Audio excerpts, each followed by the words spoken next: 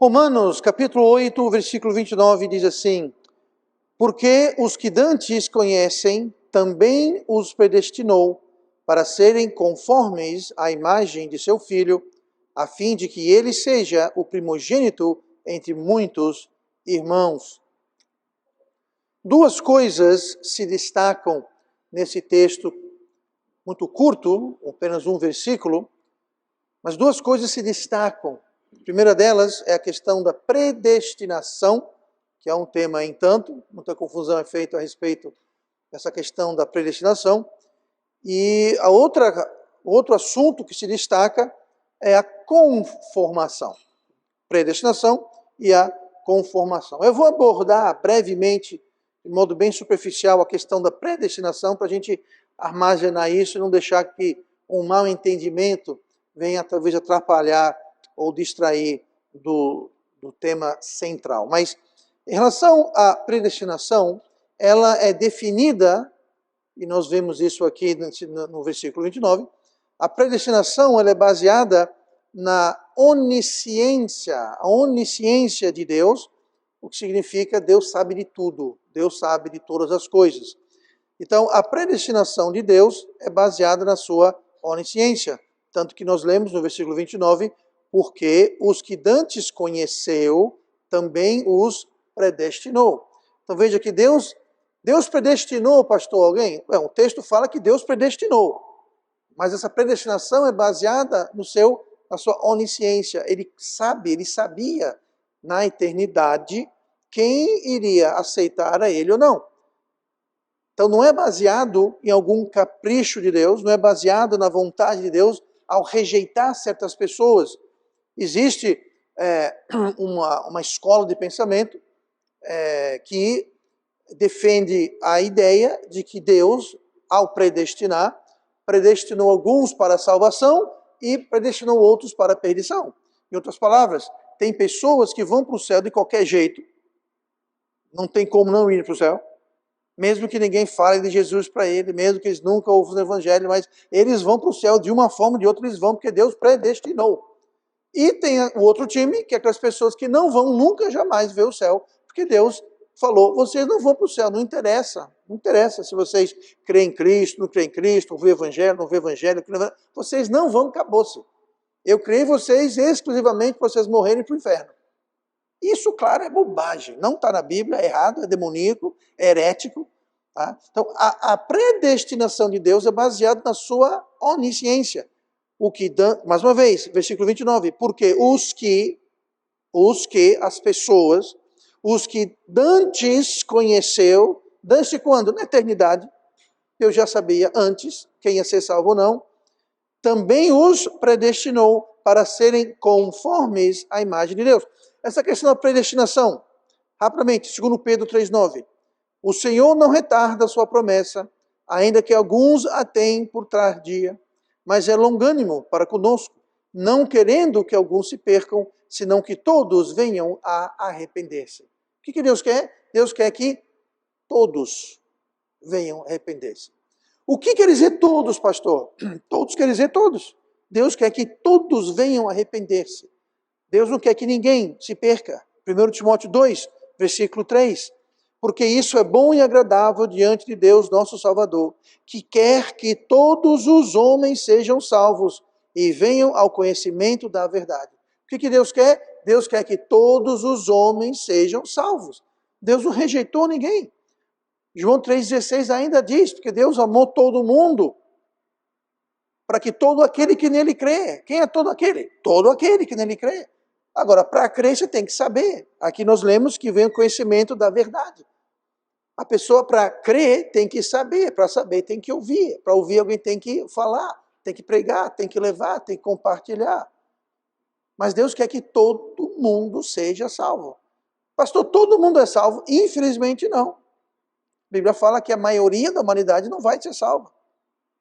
Mas Deus quer, o desejo de Deus é que todos sejam salvos. Então, se o desejo de Deus é que todos sejam salvos, como é que Ele escolheu alguns para não serem salvos? Como é que Deus escolheu alguns para nascerem e morrerem e ir para o inferno? Não faz sentido.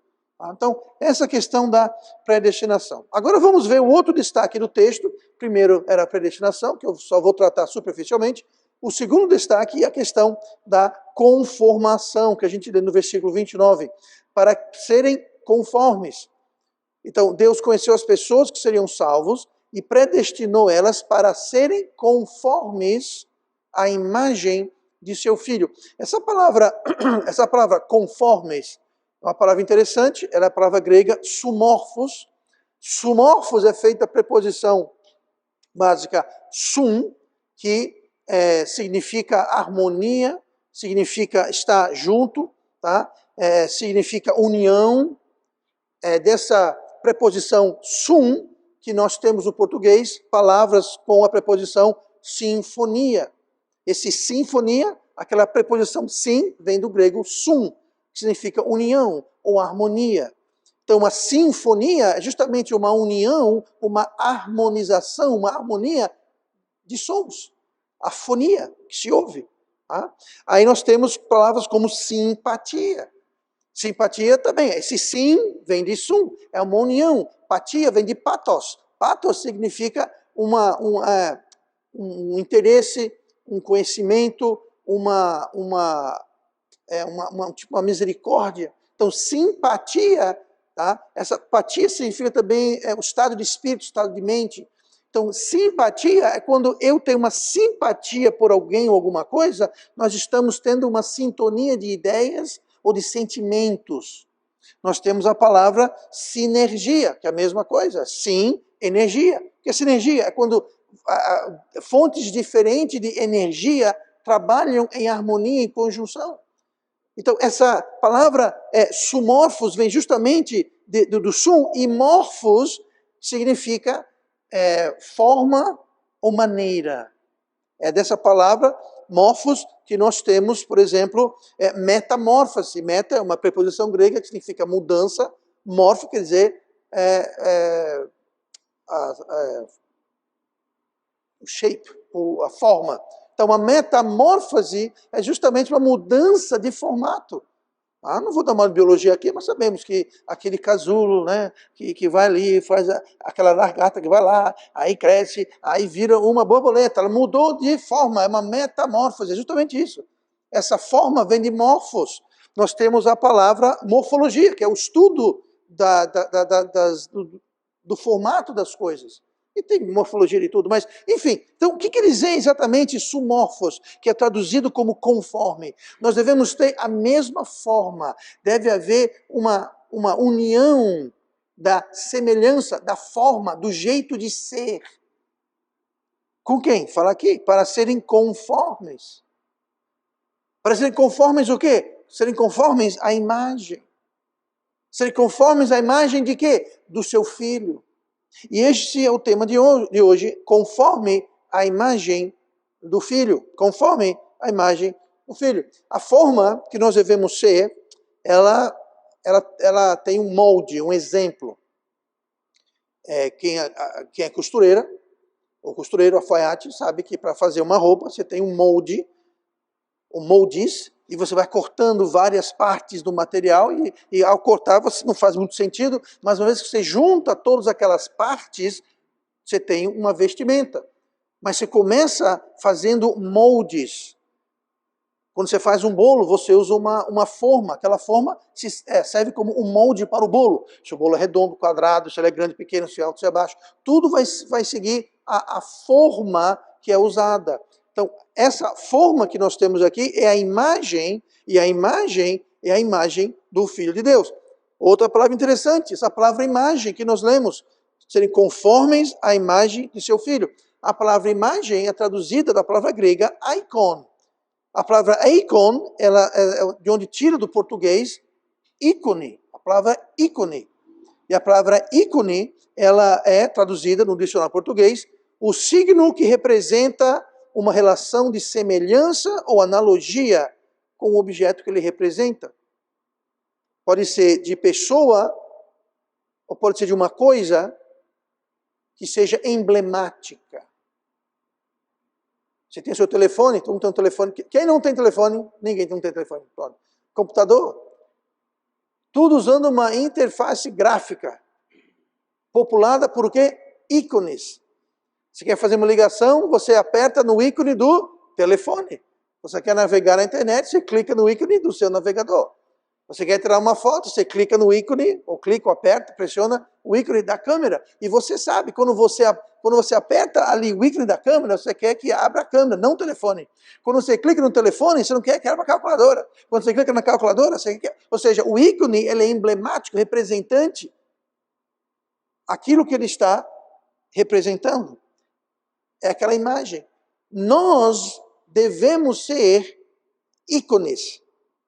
Nós devemos ser semelhantes ao ícone que é Cristo. Então, o ícone é algo emblemático. E aqui fala que Deus nos escolheu, Deus nos salvou e nos escolheu, nos predestinou para sermos ícones. Ícones humanos, emblemáticos. Você é emblemático de Cristo. Você pode dizer que você é emblemático de Cristo. Você não precisa saber muita coisa de computador ou um telefone. Você não precisa nem saber ler e escrever. Você pega um telefone, você vê lá o ícone do telefone, você aperta lá, o telefone abre. Clica no calculador, o calculador abre. Você é alguém que remete a Cristo? Alguém vê na sua vida o seu portar? Como você vive, como você anda, como você fala, com quem você anda, aonde você anda? É emblemático de Cristo? A forma que você se porta, a forma que você se veste, a forma que você se diverte, a forma que você se procede, a forma que você interage com as pessoas, é emblemático de Cristo? É semelhante à imagem, é conforme à imagem, tem uma sinergia, uma simpatia com o ícone que é Cristo, que é para isso que nós somos chamados e predestinados. Fala aqui que Cristo é o primogênito. Por que o primogênito? Porque ele é o líder, ele vai à frente. Ele é o bandeirante, o desbravador. E nós devemos segui-lo e seguir a sua semelhança. Então hoje eu quero falar sobre esse tema, conforme a imagem do Filho. E a primeira coisa importante nós notarmos é que Cristo é a imagem, é o ícone, Cristo é a semelhança do Pai. Nós lemos em 2 Coríntios, capítulo 4, e versículo 4, o seguinte: nos quais o Deus deste século, note que é um Deus com D minúsculo, indicando que não é Deus Jeová, é Deus deste século, é o diabo, nos quais o Deus desse século cegou os entendimentos dos incrédulos, para que lhes não resplandeça a luz do Evangelho da glória de Cristo, que é a imagem de Deus. Cristo é o quê? Cristo é a imagem de Deus. Essa palavra imagem de Deus é a palavra eikon, é a mesma palavra que é usada lá em Romanos 8, 29, onde fala que nós somos predestinados para sermos conforme a imagem do Filho. Pois bem, é a mesma palavra. A palavra imagem é eikon, a palavra imagem aqui também é eikon. Cristo é a imagem de Deus Pai. Nós lemos em 1 João 4, 12, algo muito óbvio, mas só vou ler a primeira metade do versículo, que vai ter o efeito que nós precisamos. Diz lá em 1 João 4, 12, ninguém jamais viu Deus. Ninguém viu Deus. Mas nós podemos ver Deus através do quê? De Cristo. Porque Cristo é a imagem, Cristo ele é o ícone, Cristo ele é a expressa imagem de Cristo, que nós lemos lá em Hebreus 1:13, falando sobre Jesus, o qual, sendo o resplendor da sua glória e a expressa imagem da sua pessoa. Cristo é a expressa imagem da sua pessoa. Essa sua pessoa está falando de Deus Pai. Então ninguém viu Deus Pai. Ninguém jamais viu Deus Pai, mas nós podemos ver Deus Pai, porque Cristo é a expressa imagem de Deus Pai. Colossenses 1:15, o qual, falando sobre Cristo, o qual é a imagem do Deus invisível, o primogênito de toda a criação. Então nós lemos em 1 João 4:12, que fala que ninguém viu Deus. Nós lemos em 1 Colossenses 1:15, que ele é a imagem do Deus invisível, que ninguém vê, porque ele é invisível. Mas Cristo é a imagem do Deus invisível, primogênito de toda a criação. Agora é interessante, lá em Romanos, segundo Coríntios 4:4, onde nós lemos que Cristo é a imagem, a palavra imagem, como eu falei, é a palavra grega eikon, que é ícone, tudo bem. Mas lá em Hebreus 1:13, quando fala que ele expressa a imagem, essa imagem não é eikon. É outra palavra que é usada. Pastor, mas está como imagem. Não. Está como expressa a imagem. Essa palavra expressa a imagem, ou minto, essas duas palavras, expressa a imagem, é uma outra palavra grega. Sim, eu vou compartilhar, eu sei que vocês estão ansiosos. Essa palavra expressa a imagem é uma palavrinha grega chamada caráter. Adivinha que palavra em português vem dessa palavra? Caráter. Cristo é a expressa imagem. Cristo é o caráter. Ele é uma imagem, ele é um ícone, ele é emblemático do caráter. Expressa imagem quer dizer caráter. A palavra grega, caráter, é uma transliteração de caráter. E nós somos chamados a sermos a imagem, ou melhor, sermos conforme a imagem do Filho. E o Filho é essa imagem, ele é a expressa imagem, ele é o caráter. Nós devemos ser emblemáticos do caráter de Deus. Deus nos predestinou, nos chamou para isso. Quem? Quem ele antes conheceu e o predestinou para serem conforme a imagem? Quando Deus nos salvou, ele nos salvou sim para nos tirar do inferno, mas para que também nós sejamos emblemáticos, ícones, emblemáticos representantes do caráter de Deus, do caráter de Cristo. Cristo é o mesmo caráter de Deus Pai. E nós, por nossa vez, devemos ter o caráter de Cristo. Isso é o que significa ser cristão. É muito doloroso ver pessoas batendo no peito dizendo que são cristãos, mas não têm um mínimo do caráter de Deus em suas vidas. Não são emblemáticos, não representam, não são imagens. Ser cristão é ter o caráter de Deus. E é para isso que nós somos chamados. Não é algo opcional. Deus predestinou os que dantes conheceu para serem conforme, sumorfos ao ícone, à imagem do Filho. Conforme a imagem do Filho. Não só Cristo é a imagem de Deus Pai, nós somos, ou devemos ser, a imagem de Cristo. 1 Coríntios 11, versículo 7. O homem, pois, não deve cobrir a cabeça, porque é a imagem da glória de Deus, mas a mulher é a glória do homem. Então, o homem é a glória de Deus e a mulher é a glória do homem. Essa palavra imagem, porque o homem é a imagem, essa imagem é a palavra icon, emblemático, representante. Para a gente ter um pouquinho no contexto de 1 Coríntios 11, 7, deixa eu ler 1 Coríntios 11, 3, que diz: mas quero que saibais que Cristo é a cabeça de todo homem, e o homem a cabeça da mulher, e Deus a cabeça de Cristo. Então é hierarquia: Deus, Cristo, homem e mulher. A pergunta: qual é mais Deus? Deus Pai ou Cristo? Quem é mais Deus? São iguais. Cristo é tanto Deus quanto o Pai, e Pai é tanto Deus quanto o Cristo. Mas é uma hierarquia: Deus, Cristo, homem, mulher. Então, quem é o melhor, homem ou mulher? Não tem melhor. Não tem melhor. É uma questão de hierarquia, uma questão de ordem. Assim como Deus Pai e Deus Filho são um, homem e mulher, não é que um é melhor do que o outro. Um complementa o outro. Um complementa o outro. O homem, ele brilha, se eu puder usar esse termo. O homem brilha, o homem se completa. O homem é mais eficaz quando a mulher o auxilia. Veja bem, na Trindade, o Espírito Santo sempre aponta para o Filho e o Filho sempre aponta para o Pai. São todos iguais. mas é uma questão de hierarquia. E o homem brilha quando a mulher o ajuda, quando a mulher o auxilia.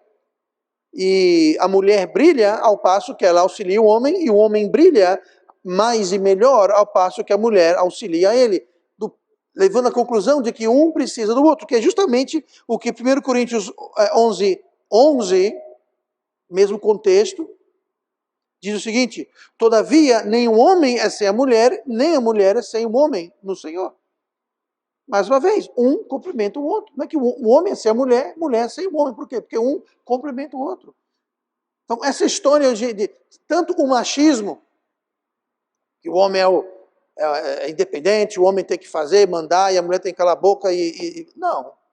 Igualmente, o feminismo é simplesmente o machismo invertido, onde a mulher é independente do homem, a mulher que manda na vida dela, cada um que se vire. O homem não é ser a mulher não é ser o homem. O homem e a mulher, eles se complementam. Então, é tanto errado o machismo, o chauvinismo, quanto o feminismo. Não confunda feminismo com feminino. Uma mulher deve ser feminina, claro. E todo homem tem que ser másculo, claro. Mas ser masculino não quer dizer ser machista. E ser feminino não quer dizer ser feminista. Tanto o feminismo quanto o machismo, ambos estão errados. Mas o homem deve ser masculino e a mulher deve ser feminina. O homem deve ter traços de masculinidade e a mulher deve ter traços de feminilidade. E o mundo ficou doido, que hoje querem confundir as coisas e o homem quer ser independente da mulher, a mulher é independente do homem. É uma bagunça que está aí, que ninguém sabe mais nada. Hoje ninguém nem sabe que é homem, que é mulher, cada um nem sabe que é o direito. Olha a bagunça, porque saiu da simplicidade da verdade da palavra de Deus. Simples assim. Mas a verdade é que nós somos a imagem de Cristo. Nós devemos ter o caráter de Cristo, ser a imagem de Cristo, como Cristo é a imagem e o caráter do Pai. Você pode dizer que você é a imagem de Cristo na sua vida? Eu não posso responder isso por você, eu só posso responder isso por mim. Você pode dizer que as pessoas veem Cristo em você? Tem até uma música. Eu vi Cristo em ti. Vocês vão ficar muito contentes de saber que eu não vou cantar essa música exatamente nesse momento. Mas a verdade é que existe essa música e é exatamente isso. Eu vi Cristo em ti. As pessoas veem Cristo em você? Ou elas veem o mundo, o diabo e o pecado e a carne em você? Vai depender do que você reflete, da imagem que você está refletindo, que é justamente o nosso próximo ponto. Abram comigo para 2 Coríntios, capítulo 3. 2 Coríntios, capítulo 3, versículo 8. Leia assim: mas todos nós, com o rosto descoberto, refletindo como um espelho a glória do Senhor, entenderam bem? Refletindo como um espelho a glória do Senhor, somos transformados de glória em glória na mesma imagem como pelo Espírito do Senhor. Essa palavra imagem é a mesma palavra icon que a gente vem vendo. Icon. Algo emblemático, algo representante, algo que traz o caráter daquilo. Note, porém, muito interessante, nós não temos brilho próprio. Refletir não é brilhar. E nós lemos no texto que nós refletindo como um espelho. Você veja bem, um espelho, ele não brilha. O espelho não brilha. Um espelho não ilumina. Se faltar luz aqui agora, fica tudo escuro. Não adianta as irmãs olhar nas suas bolsas, pegar o espelho, eu vou iluminar. Não, você não vai iluminar nada. O espelho vai refletir as trevas. O espelho reflete, uma reflexão é uma imagem, é um reflexo daquilo que está diante dele. Mas o espelho não reflete nada. Nós não refletimos nada. Perdão. Nós não brilhamos, nós só podemos refletir. Nós só podemos refletir. E essa palavra que é usada aqui, mas todos nós, com o rosto descoberto, refletindo como um espelho. Mais uma vez, o espelho não brilha, o espelho reflete a glória do Senhor. O que nós estamos refletindo em nossas vidas? Estamos refletindo a glória do Senhor? Estamos sendo ícones emblemáticos da glória de Deus? Ou estamos trazendo vergonha? Estamos brilhando ou estamos escurecendo? Estamos salgando ou não estamos salgando? Jesus falou, quando o sal perde a sua insípiidade, só serve para ser jogado no caminho e ser pisado por homens. Em lugares frios, Estados Unidos no norte, Estados Unidos no inverno, no norte da Europa do inverno, existem caminhões que saem nas ruas, às vezes de madrugada, espalhando sal nas ruas. Por que sal, pastor? É sal, o sal mais grosso possível, sal com areia. Por quê? O sal serve para que a água e o gelo derretam. E é o sal grosso, quase que uma areia, para dar aderência. E ele sai espalhando o sal nos caminhos, porque aquele sal não presta para mais nada. Aquele sal não presta para você cozinhar, não presta para você conservar. Aquele sal só serve para uma coisa, ser jogado no caminho. É daquilo que Jesus fala, quando diz que se o sal parar de salgar, ele não serve de nada, mas para ser jogado no caminho e pisado pelos homens. Ou nos dias de hoje, dirigido pelos carros por cima deles. Mas no dicionário, a palavra refletir significa causar impressão em si mesmo, ou seja, quando você tomou aquela forma, você está refletindo. Tá? Significa repercutir, significa transmitir, significa propagar, significa ecoar. Nós devemos fazer estas coisas, nós devemos transmitir, propagar, ecoar, fazer uma impressão em nós mesmos do quê? Da glória de Deus, da imagem, do ícone. É como se Deus fosse um carimbo. Eu não sei se, acho que nos meus netos tem esse brinquedo. É uma massinha, você pega a massinha, você faz uma bola, um pedaço, alguma coisa, aí você pega uma espécie de um carimbo. Aí você bota aquele carimbo em cima da massinha e você aperta.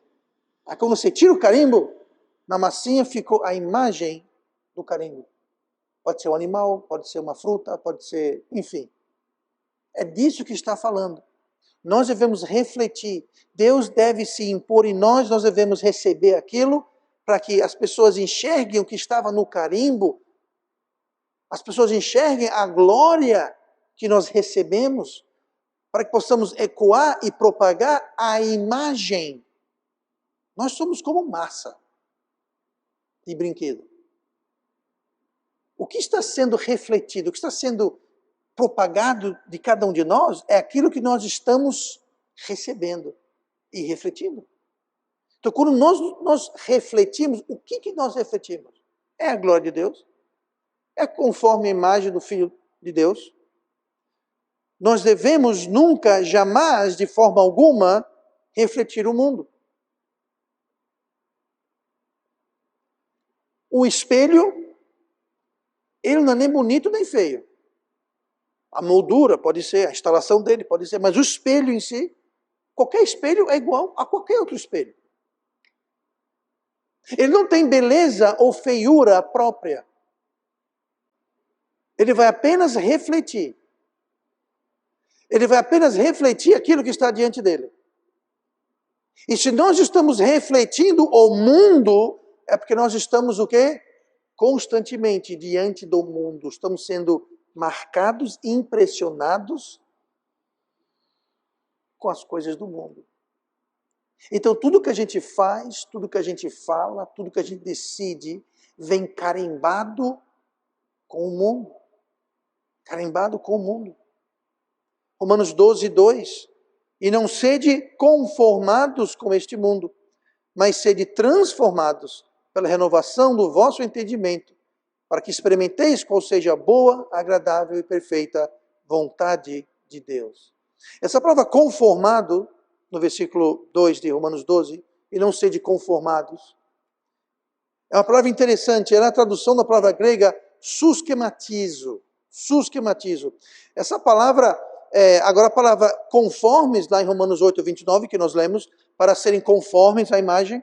Aí você pensa, bom, conformes, não serem conformados, deve ser a mesma palavra, né? Não, são duas palavras totalmente diferentes. A palavra conformes, lá em Romanos 8, 29, como eu disse, é a palavra sumorphos. Conformados, aqui em Romanos 12, 2, é a palavra grega suskematizo. Essa palavra susquematizo, ela esse su no começo é de sum, que vem de simpatia, união, harmonia. Só que esquematizo é de onde nós temos a palavra do português esquema. Então está dizendo, não seja do mesmo esquema. Não tenha o mesmo esquema que o mundo, não seja conformado. Não seja susquematizo, não tenha o mesmo esquema. Eu pergunto, qual o seu esquema? O que é um esquema, pastor? Esquema é um plano. O que é uma esquemática? Esquemática é justamente um plano, pode ser um organograma, pode ser um gráfico que demonstra o processo, como algo vai acontecer.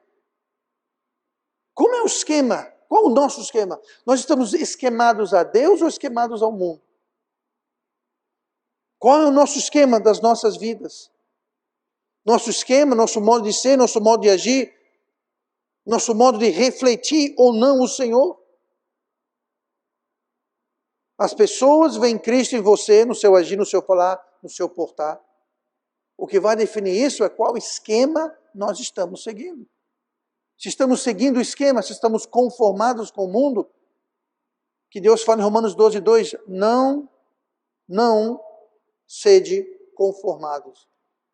Não siga o esquema do mundo. Não faça as coisas como o mundo faz. Não pense, não raciocina, não decida, não escolha como o mundo escolhe. O crente deve escolher colocando Deus em primeiro lugar.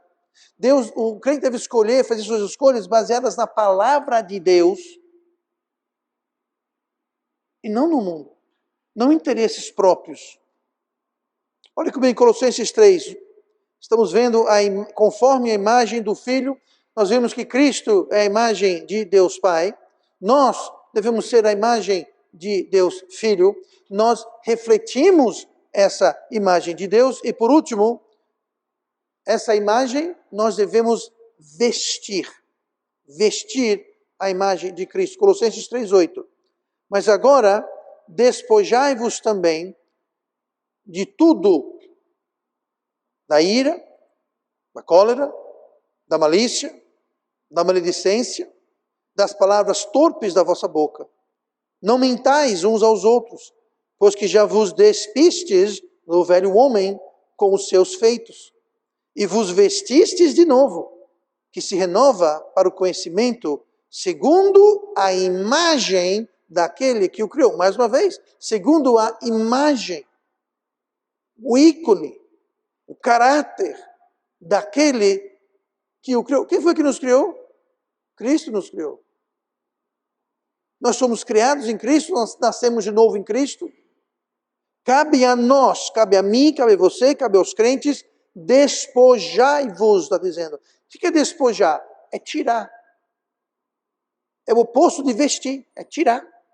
Devemos despojar. Despojar o quê? Agora despojai-vos também de tudo. Ira, cólera, malícia, maledicência, palavras torpes, mentira. Isso cabe a nós, é nossa responsabilidade. Despojai-vos. Aí depois diz mais adiante, e vos vestistes. Vestir. Essa imagem nós precisamos vestir, colocar, usar. Coube a Deus nos salvar, isso é com Deus, nos salvar, o nascer de novo, isso pertence a Deus, é feito pelo poder do Evangelho. Mas aí fala, já vos despistes, vos vestistes de novo.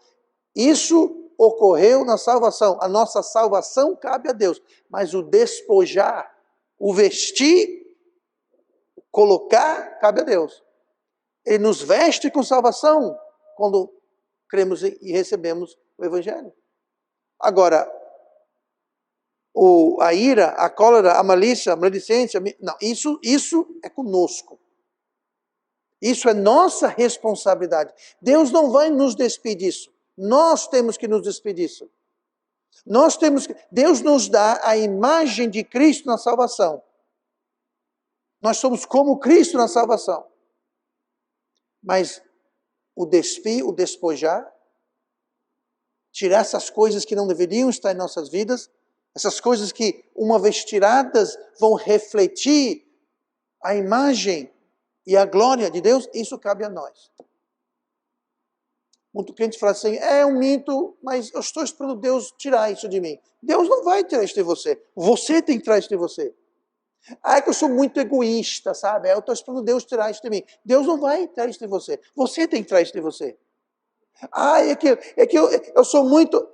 Deus não vai mudar você. A única mudança que Deus fez em você, sem a sua participação, foi o novo nascimento. Qualquer outra transformação vai depender de nós também. De nós. Nós temos que tirar, é nossa responsabilidade. O renova para o conhecimento, nós lemos agora há pouco, segundo a imagem daquele que os criou. Isso é um processo. É um processo. Vestir a salvação é um ato, mas aquela transformação do conhecimento, como nós lemos também em 2 Coríntios 4:4, perdão.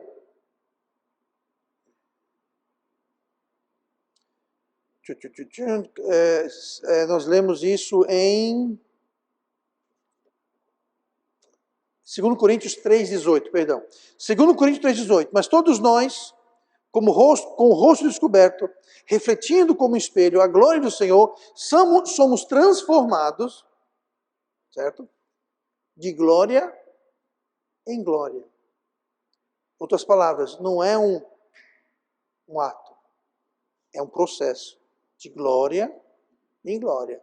E nós somos transformados ao passo que nós vamos removendo, despojando certas coisas. E Deus vai nos dando poder, Deus vai nos auxiliando, mas nós precisamos despojar.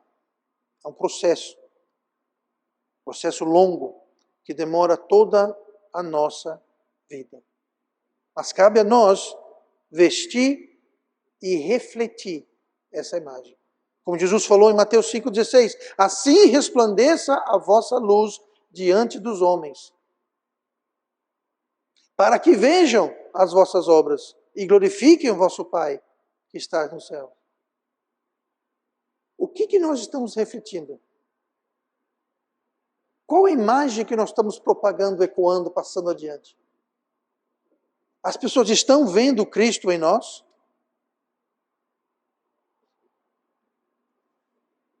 Deus nos salvou para isso. Ah, não, pastor, eu só quero ser salvo e ir para o céu. Não, se você foi salvo, você vai para o céu.